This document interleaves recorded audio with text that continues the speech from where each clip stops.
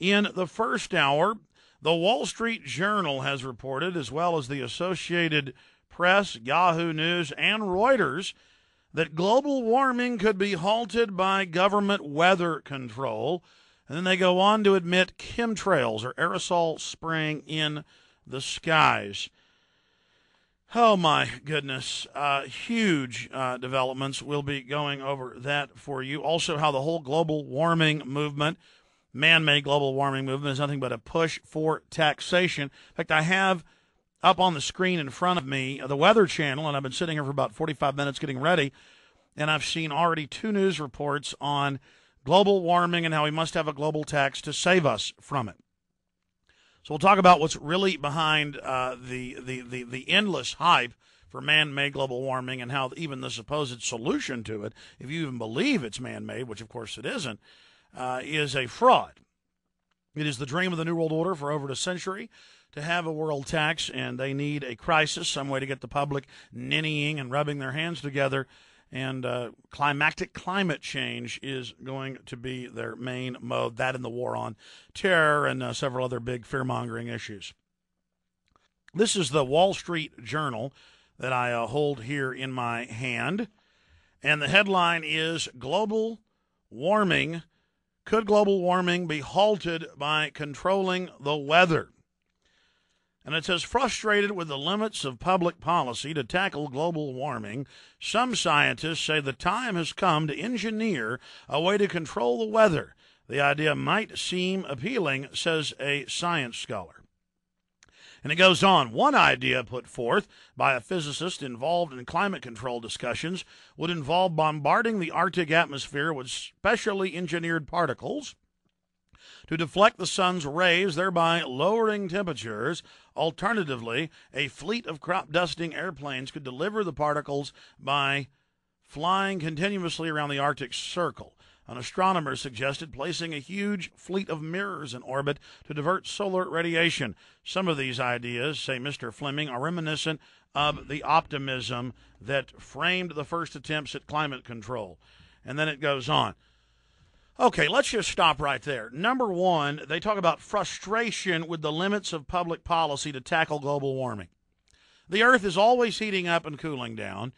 All of the major studies show that a heating factor would actually increase the green belts across the planet, the growth belts, and create more oxygen and carbon dioxide for plankton in the oceans. A higher carbon dioxide atmosphere increases the amount of oxygen in a symbiotic relationship between plant and animal. I mean, I'm actually weird enough that I sit around reading long, climate studies and studies on plant growth with higher carbon dioxide and things of this nature. And I actually read what the real scientists and real institutions are saying, and they're saying man-made global warming is a complete and total hoax. In fact, we have scientists unified on this, almost completely unified. But then on the other side, you hear the media, the UN, the federal government, European government saying, every scientist agrees, massive man-made global warming, the end is near. And then they show polar bears and saying, look at them, they can't swim. Their ice cap is melting. They're going to die. I mean, I've seen national newscasts saying, look at these polar bears, they're going to die. They don't tell you is a polar bear can swim several hundred miles in a day. They literally can kill whales, medium-sized whales themselves, haul them up. They swim from ice floe to ice floe in the ice packs. That's what they do. In fact, there's a 20-year study out just last month. Polar bear populations have exploded, and they're now moving south because humans aren't hunting them anymore. That's right. They used to be several hundred miles further south, but humans started shooting them because they're quite dangerous. Now they aren't. They're running around in limp-wristed fashion, groveling. And now, again, grizzlies are killing people again. Mountain lions are. Polar bears are. Rattlesnakes are exploding in numbers, and everyone's ninnying and dying, and that's just how it works. So enjoy yourselves. But the point is, this is a fraud. Man-made global warming is a lie, is a fraud. Now, don't get me wrong. It's either you don't care about the environment or you think the sky is falling and only world government can save us. No, there are real environmental crises, hundreds of them, but none of those are addressed because the only thing the big corporations are pushing for is feel-good programs like a global tax. You see, all the environmentalists aren't out dealing with genetic engineering, toxic waste dumping, really serious issues. No, instead, the general public is running around, pulling their hair out, freaking out, giving money to groups that are, quote, going to fight global warming, and now they're trying to pass laws to ban what cows can be fed because their flatulence, their methane gas. Yes, ladies and gentlemen, flatulence. For those that are public school educated, they're farts. I'm sorry to have to talk like that in a second grade level, but that's what flatulence is. The methane gas, and we must have a global tax now on beef. Of course, you can do major studies. You can look at the major studies showing that there were actually more bovine running around on free range just 150 years ago globally than there are in domestication today. But that doesn't matter. It's all about taxing, regulating, controlling, and big agri is behind it all to consolidate and knock out the small farms and ranches, just like they're behind the Real ID Act, the Animal ID Act, the Premises ID Act. It's all about controlling humans and animals as cattle to be tracked. So setting the table with that, I remember a decade plus ago interviewing experts on weather control and being called a kook.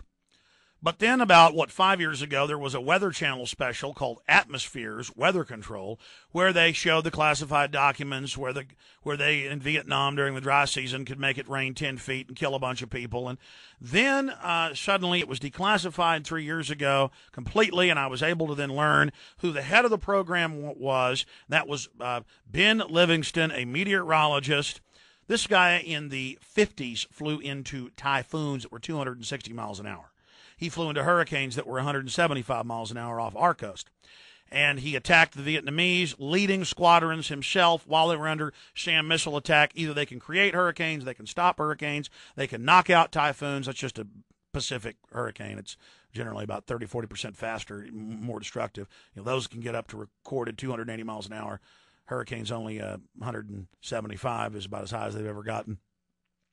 But again, I'm digressing here. Very brave individual, and he's credited as the father of weather weapons, still alive, lives out in Midland.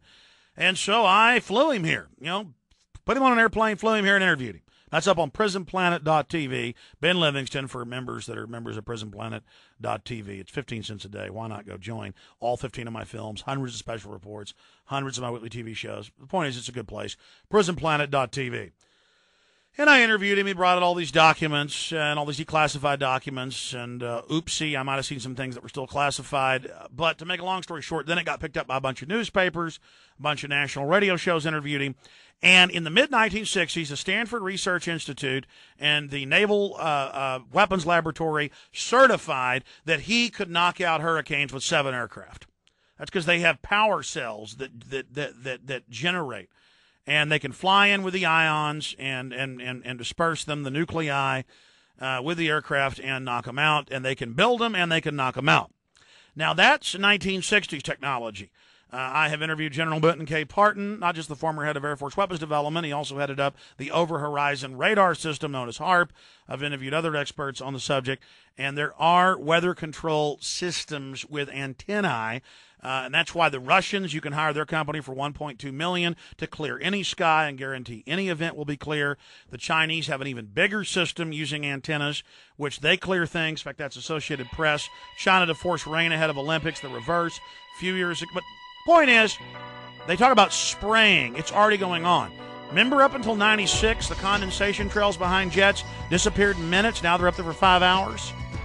Well, we're already under a weather modification program. It's being added to the jet fuel. They're even putting it in federal textbooks now. But you tell the public about it, they say it doesn't exist. But then it's in textbooks. It's like world government's in textbooks, but then the general public doesn't know. If you tell them, they say it doesn't exist. We'll come back, take your calls, get into the war news. Stay with us.